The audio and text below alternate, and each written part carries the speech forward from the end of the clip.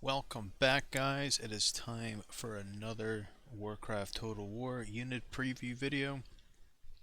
This time we're doing the Dark Horde, which I did a whole campaign on, and it was pretty fun. It was a pretty fun faction, and part of the reason it was so much fun was because of the available units that they have.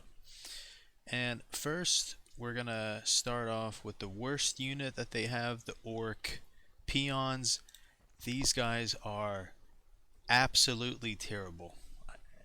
Never get them, no matter what. They're really, really bad. They also have this bad habit of wandering around on their own because they're going all work all over the place, working, just like in Warcraft 3. Never get them. They're horrible. Horrible attack, horrible defense. They wander around. Don't get them, ever.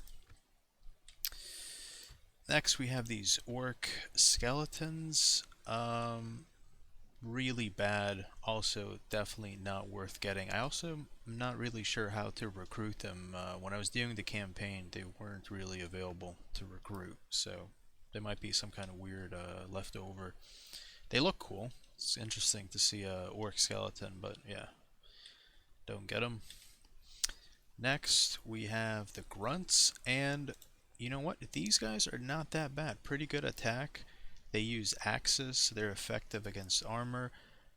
One thing that you should always remember when recruiting these guys and when recruiting orcs in general is that they start off with pretty bad armor, but you can upgrade them. So when playing as the Dark Horde or the Horde, always make sure your blacksmith is upgraded to at least the second or third tier, because these guys can have their armor upgraded 2 or 3 times, I think. Yeah, 2 or 3 times.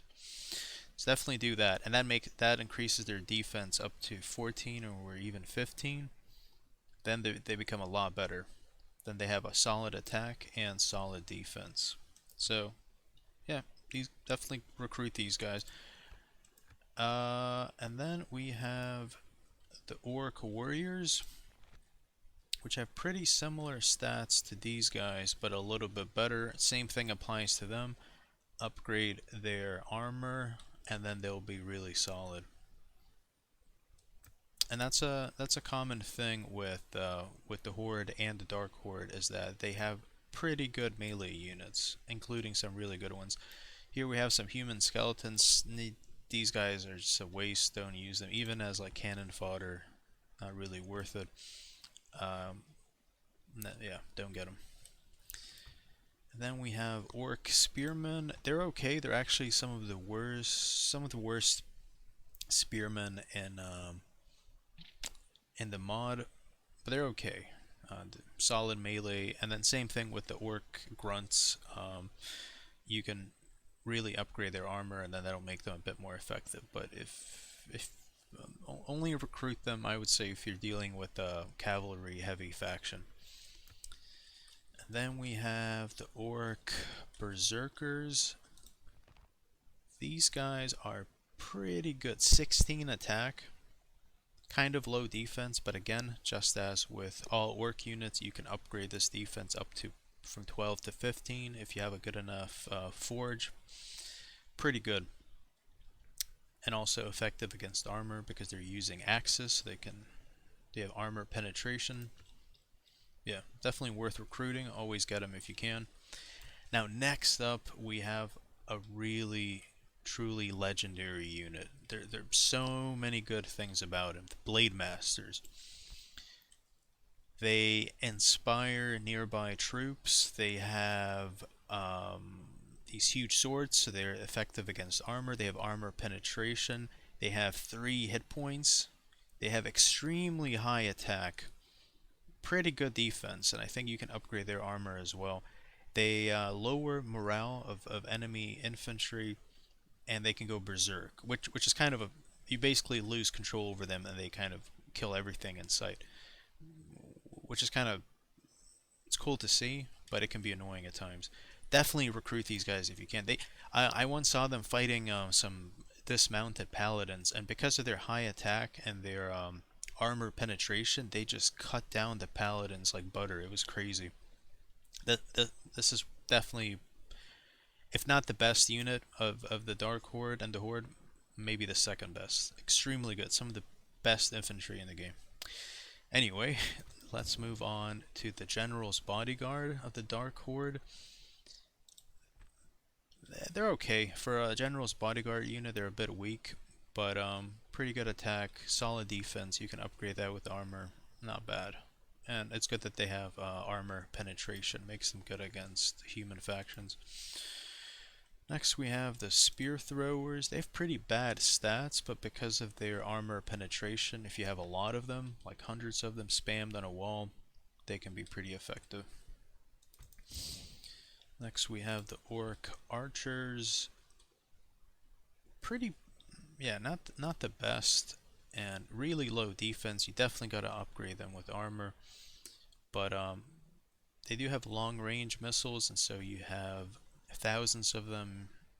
That can be pretty effective. Thousands of arrows shooting are always a good strategy, especially if you have them on walls. So if you have a defensive position, these guys can be pretty good. Next we have some spellcasters. Even though the Dark Horde and the Horde are mostly melee focused factions, they do have two spellcaster units. They have the Orc Necrolytes, and